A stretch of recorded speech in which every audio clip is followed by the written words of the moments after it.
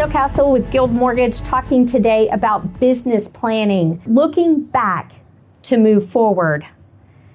Thank you for joining us.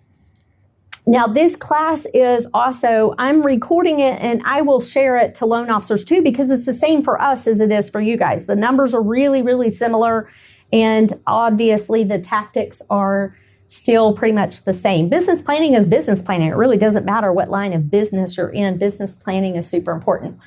What I want you guys to really be thinking of whenever you're doing your business planning, I love that you shared that story. And let me tell you what oftentimes happens is you start out on a journey and you don't even know where you're going. And that's what I think about on business planning. Like, where do you plan on, where are you going to arrive when you start out on this journey? And that's why business planning is so important. If you don't know where you're going, how do you know when you have arrived? And how do you know when you need to tweak, change, or adjust positions to get to where you want to go if you don't know where you're going? And that, to me, is what business planning is all about. It's putting the roadmap together. So today we'll talk about numbers, and we'll look at 2021's numbers to determine how we want 2020. We'll look at 2020 numbers to determine how we want 2021 to look. Boy, that's a mouthful for some reason.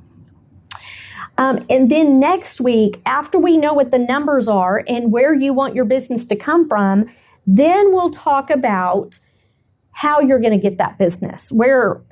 Specifically, what actions are you going to take to generate that business? So I can tell you personally, my business totally shifted and changed whenever I started business planning. And now this is one of my favorite times of the year, because I really do get a chance to take a look back and see what all has taken place in the last 10 months. What part of the last 10 months have I thoroughly enjoyed? If you're doing what you do because someone told you that that's what you should do in order to be successful, but it doesn't feel good to you, if it just really drags you down to be thinking that's how I have to do it, you shouldn't be doing it. Because people can tell whenever you're doing something out of joy. They can tell when you really, truly love what you do. And if you aren't loving what you do, it's just going to come out and the results are just not going to be what they want to be. If they do accidentally happen where the results are where you wanted them to be, but you were miserable doing it, what's the point? So this today hopefully just really starts that conversation, really starts you thinking differently about how you want to move forward in 2021.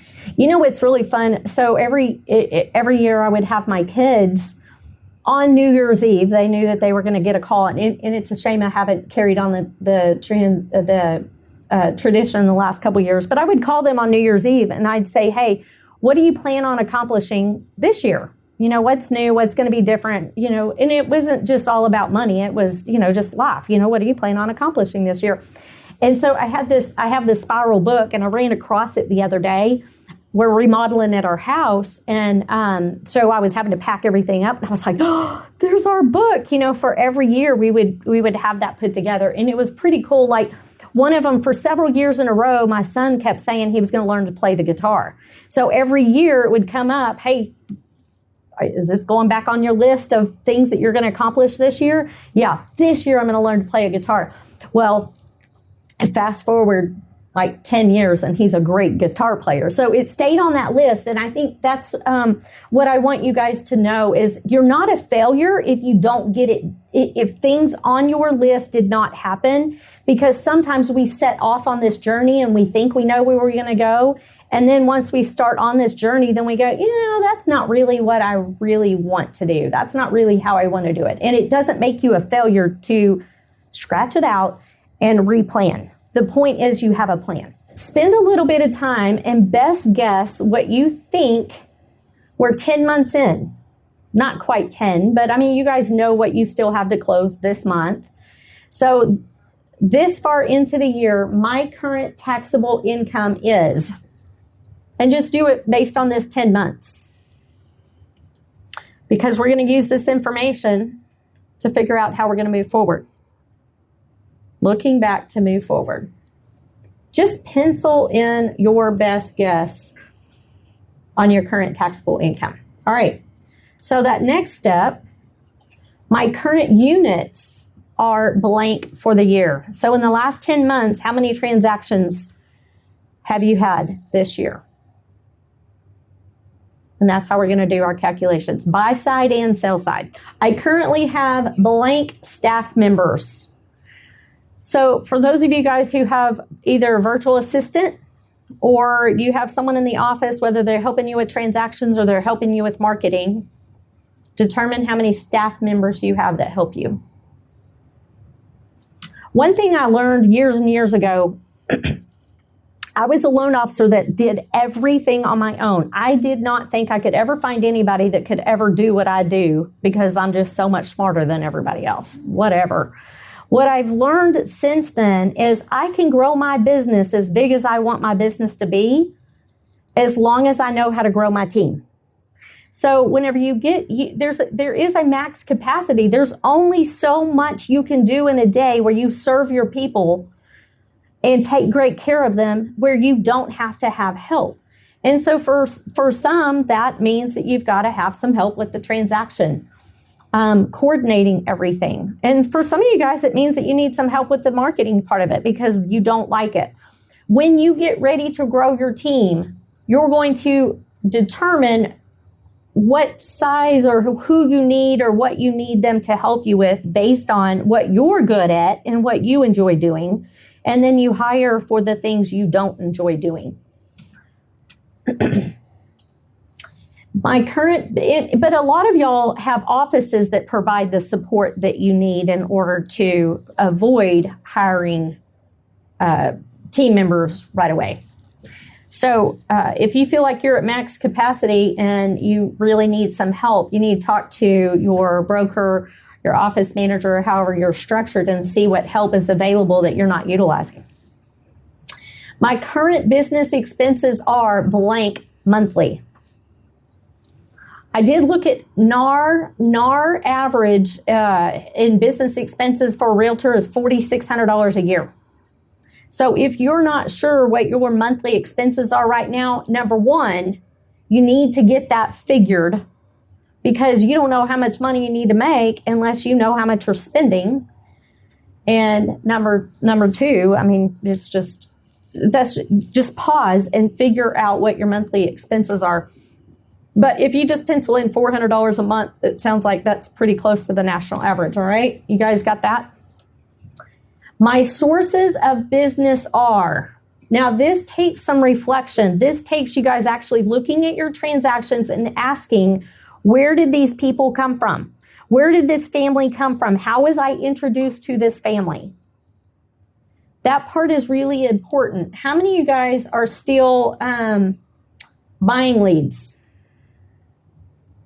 Your budget's going to be bigger if you're buying those leads. And that is going to be a source of business. You need to know what percentage of your business is coming from those paid leads. You need to know what percentage of your business is coming from your sphere of influence, friends and family, what percentage is coming from social media, what percentage is coming from referrals from past customers. But it's really important you know where your business is coming from. For me, a couple of years ago, I decided, how many of you guys have read the book, 7 Levels of Communication by Michael Meyer? I mentioned it a couple of weeks ago. It's a fantastic book. If you do not understand the power of the referral-based business and really putting a structure together for generating business out of your sphere of influence of only 250 people, think about it. If 250 people, I don't have the stats, and I don't know if BJ can pull them up for us and share in just a little bit. But a database of 250 people, if people are moving every 5 to 7 years, and your sphere of 250 people multiplies, because if 250 people know, love, and trust you and think you are like the greatest thing for real estate, you know everything, so they have all of their friends and family call you any and every time they ever have a real estate related question, your sphere grows pretty significantly.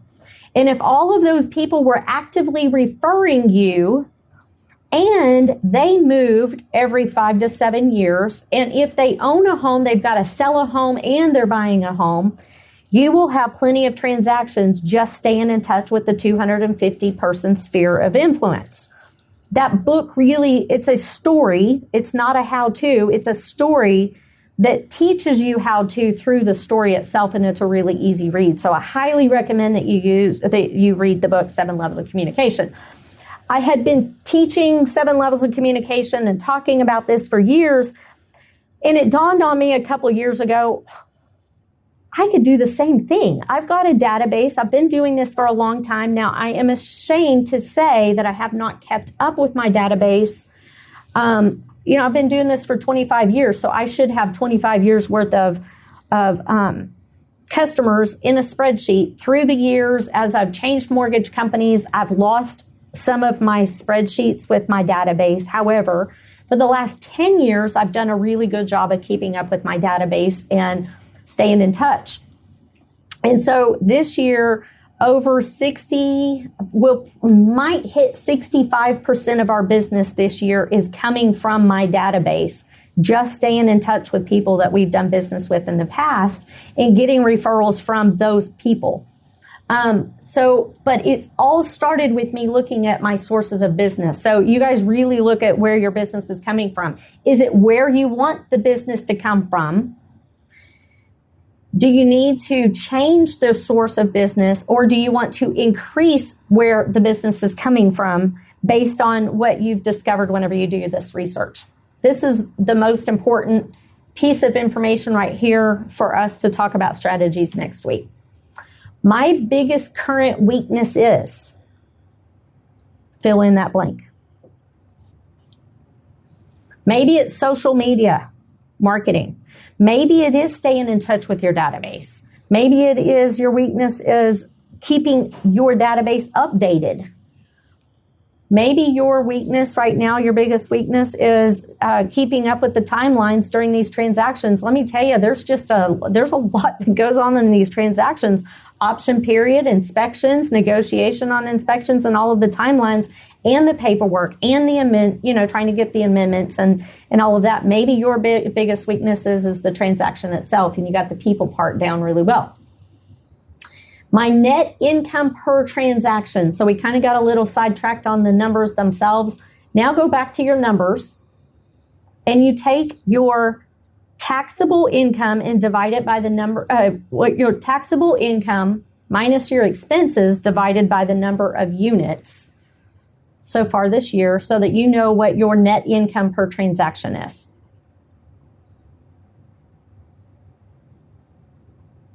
Joe Carolyn and I can remember when average sales prices were $85,000. I mean, like seriously, you had to do so many transactions back then because the average sales price was so low.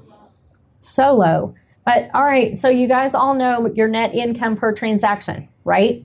Okay. Your yearly savings was, how much money did you guys save, and what percentage of that of your income was that?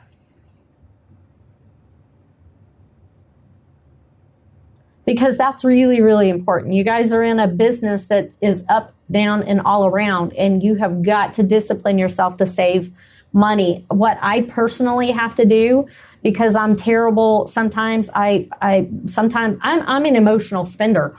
So I have to hide money from myself all the time. So for me, that means having my bank account. I mean, I have to have money taken out of one account and put into another one that I don't have access to, so that I am for sure saving money, because we just don't ever know from month to month what the month might look like. So, all right, you guys got that? Again, pencil best guess and then go back through later and figure out the actual information. All right, your next step is my current hours worked are. So on average, how much are you guys working a week?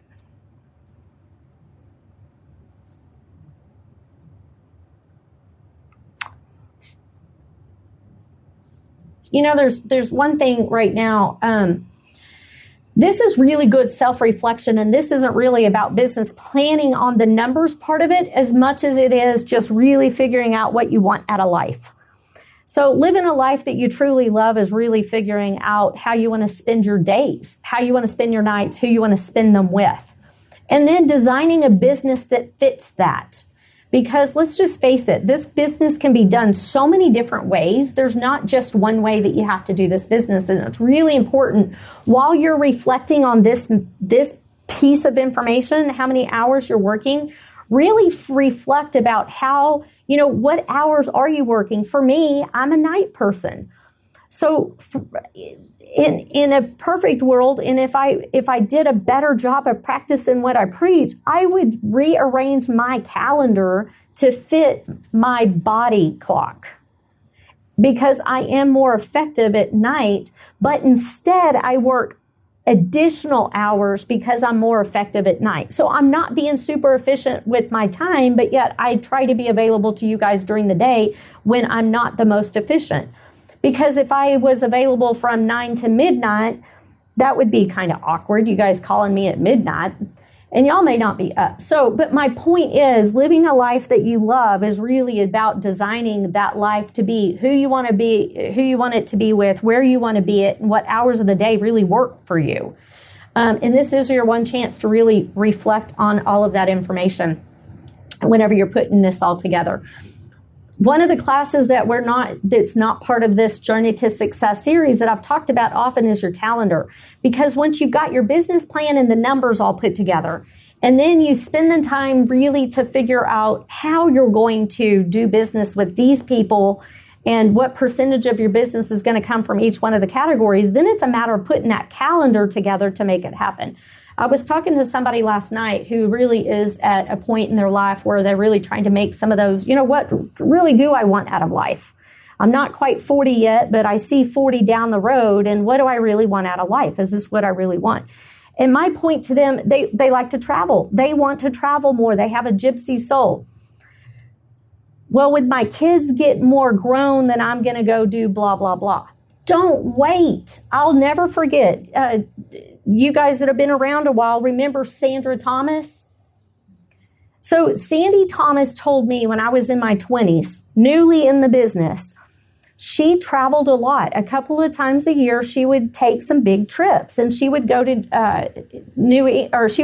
England and take a different family member. So it may be this grandkid this time, or this one of her kids this time, but she would go every single year. And the piece of advice that she gave me was, don't wait to do the things that you enjoy doing, because you never know when you might be too sick. You might be, you might have some injury that keeps you from doing it. You might not have the finances to go and do it. So don't put off the things that you really need and want out of life. Go and enjoy them now. But if you put it on the calendar and you start paying for it now, whether that means you put the money into a savings account so the money is there so you can buy the ticket to go and do the things that you want to do, or to buy the thing that you think was going to bring you the most joy, or to buy the home that fits your lifestyle, whatever it is, don't put it off. Figure out what it is that you want and put it on your calendar with a date to make it happen, and start saving your money to do it. Because life is just so short, and we've all seen that right now with all that's going on around us. So when you're working on your hours, if you're working too many hours, or the hours that you do work don't feel right, this is now your time to make those adjustments, because you're looking back and you're reflecting on how that made you feel and how you want to move forward. So your average sales price, or if you're a loan officer, your average loan amount is, because all of our income is based on either of those two. So you guys have got that figured? All right. And for each one of us, that's a little bit different. If you do a lot of large acreage, your sales price is going to be different than it would if you were doing first-time home buyers.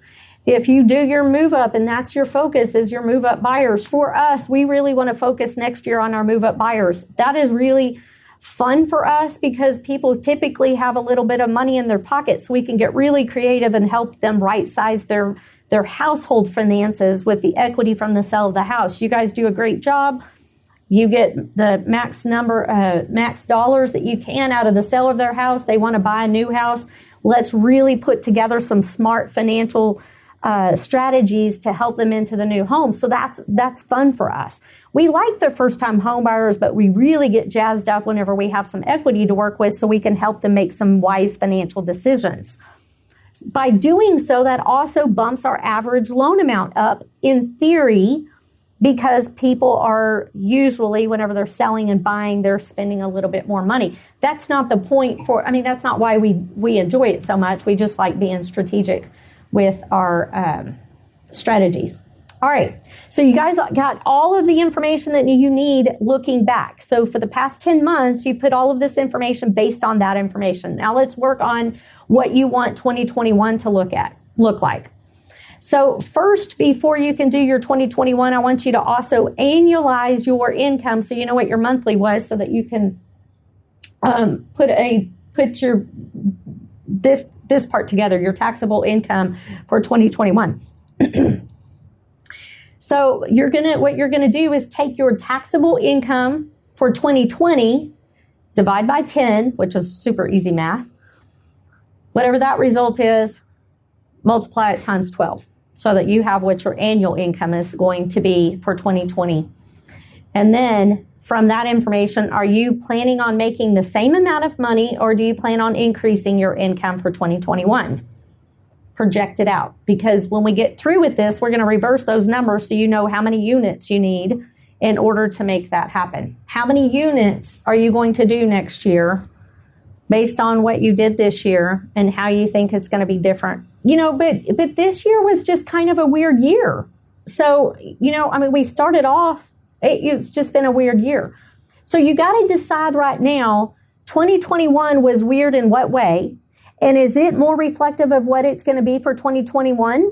Or is 2020 just such a weird year, you're not going to make any of your projections for 2021 based on that information? For you, you're brand new, so you don't know what to judge it by. You've really got to just do your best guess and go off of gut, but also look at the numbers, because 2020 was just so weird. And, you got also determine how much of 2021 your business was affected by COVID and how much of it was just normal. You just had to do it differently. Like for some of us mentally, you may have locked down just a little bit, not sure what to do, so you took a month or two off. Or you weren't quite sure how to message to people, so you didn't market yourself like you normally would. You know what was different in 2020 and how it might be different in 2021 based on what you did in 2020. And that is not for us to judge or decide. That's really a judgment call on your part. 2021, I will need blank staff members. Now, the statistics typically are real estate agents should add 1 staff member per 3 sides, and lenders typically at 6 transactions per staff member. So for me, the more people I hire, the more pressure it is for me to produce, because now I have to justify that many more transactions in order to cover all of the expenses that are associated with the staff member. If you've got a staff member as a real estate agent, it's a little bit different if you guys are doing like contract labor work and you're paying a transaction coordinator per transaction, or if you've got someone in your office that's handling and helping with a lot of stuff that goes on during the transaction, or handling your marketing. It might not be that you have to actually pay for that person. You just need to know how to use the services that are already available to you guys. And if you're going to hire someone to help you with marketing, and you're just going to pay them contract labor to do some social posts for you a couple of times a week, and all you have to do is provide some pictures for them or whatever, that's not necessarily a full staff member. However, it is an expense that is associated with your business. So when you're factoring all of that in, your business expenses will be blank monthly.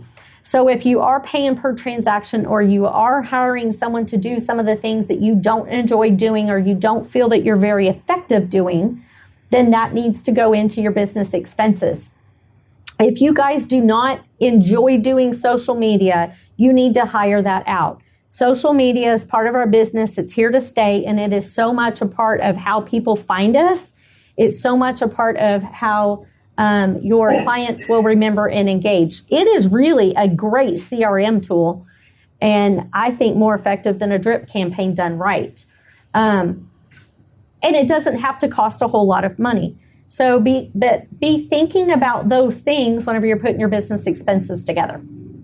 BJ, is there anything you want to add to anything that I've said thus far? No, I think one of the questions were from some of you that are kind of new to the business, and so you're having a little trouble trying to figure all this, how to do all this. Don't worry too much about that. I mean, you can get some average statistics from DJR on what is the average sales price. And you can work it backwards, like what's the income you want to make, what's the average commission per side, and so how many sides do you need to make the income that you need. So don't be worried if you're only been in here a couple of months or less than a year. This is a plan. It's not absolute, but it's a path that you can take towards getting goal.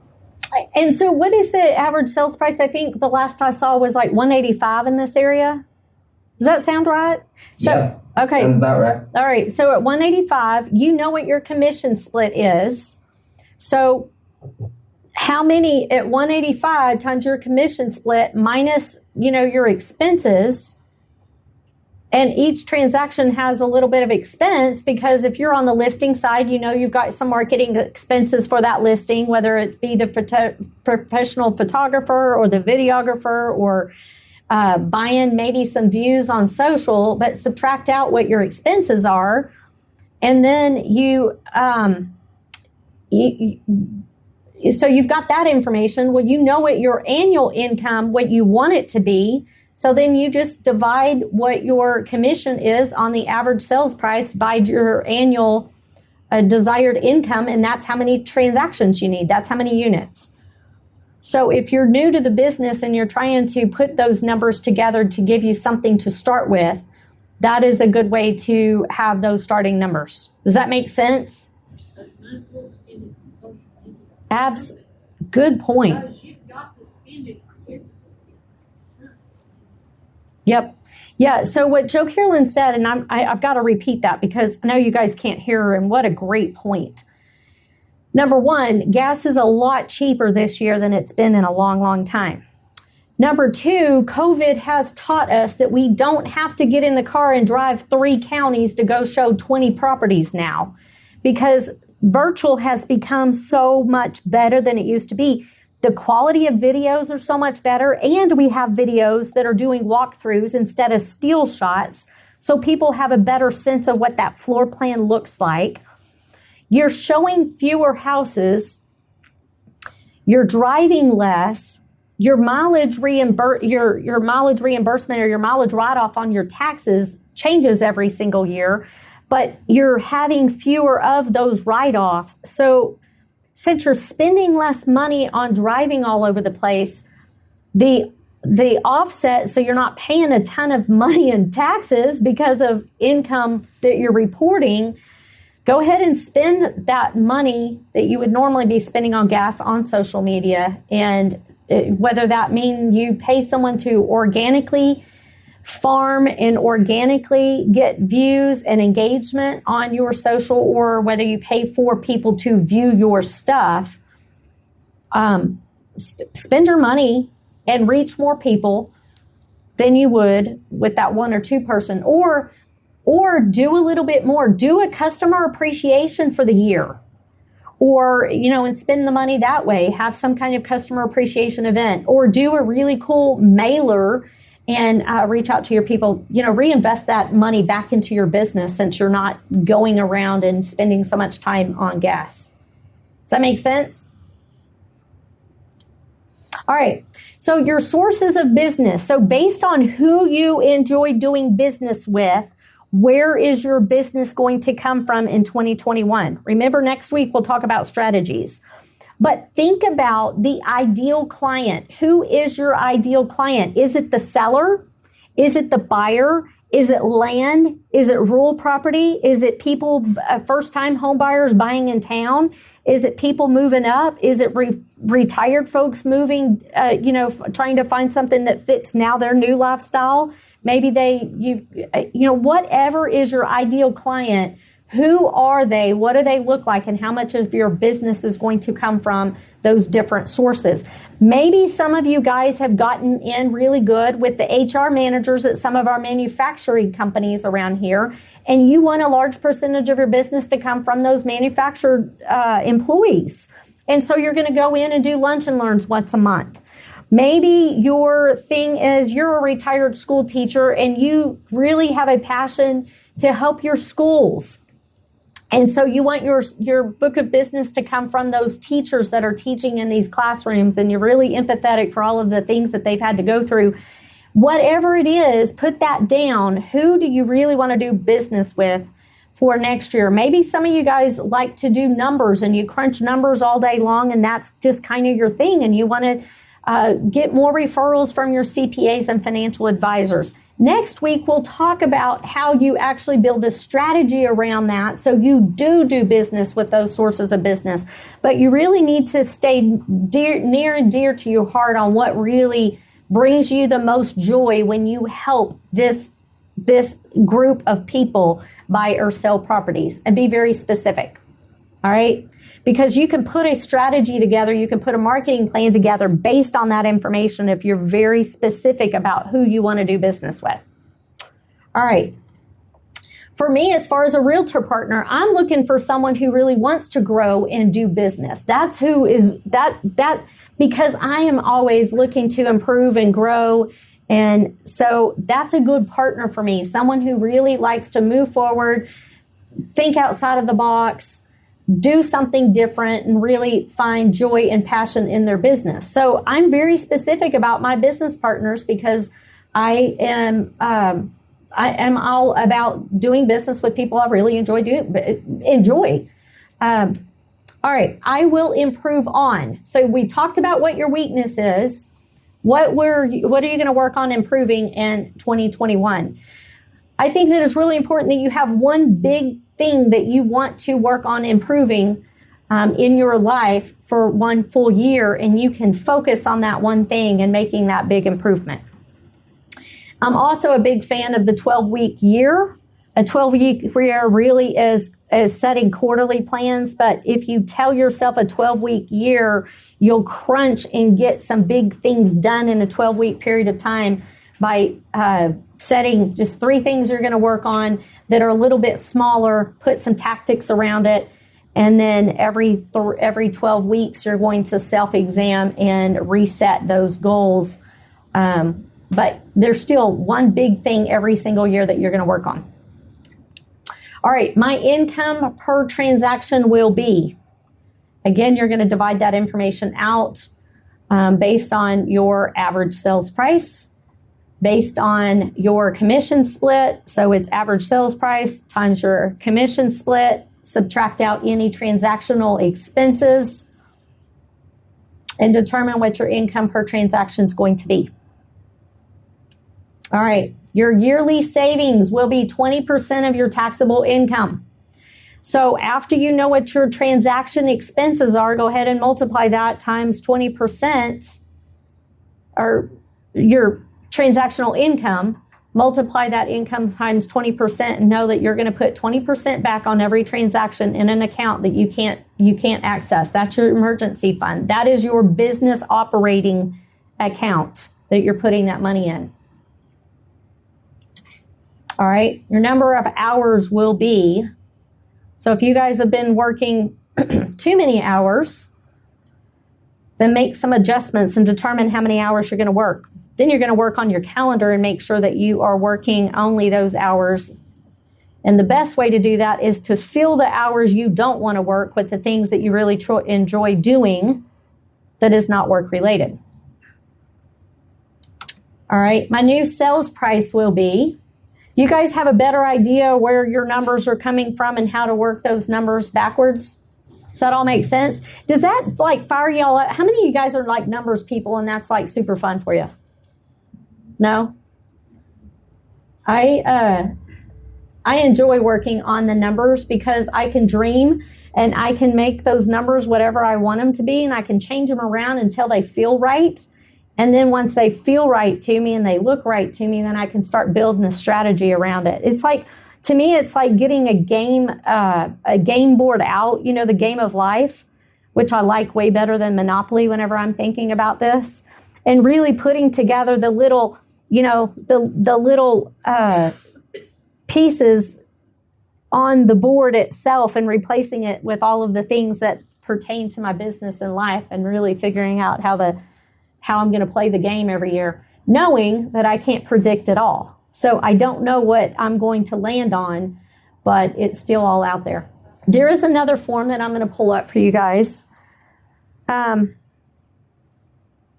on. All right. You guys on the call can see it as the big screen, right? Turn your business goals into actions. All right. I'm going to assume you guys can. So the other form that we have, that I'm just going to just leave you guys with some quiet time for you guys to really reflect on this. We've got 2 months left this year. I said you needed to focus on one big goal, and I still want you to really focus on one right now. Your goal number one. What is your one big goal? Either to finish the year 2020 or your one big goal for 2021. All right, you got it in your head what your one major goal is for either 2020 to finish out the year, or you'll do the exercise based on what your one goal is for 2021. And write 5 steps you're going to take either to finish out this year strong with your one big goal, or what you're going to do in 2021 to work towards that goal.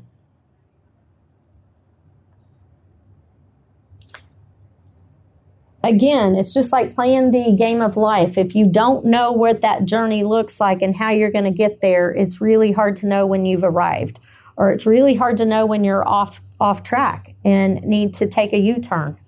So those 5 steps is really your instructions for how you're going to get there.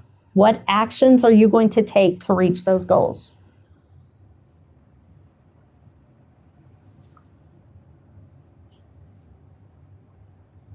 And it doesn't have to be business. It can be personal.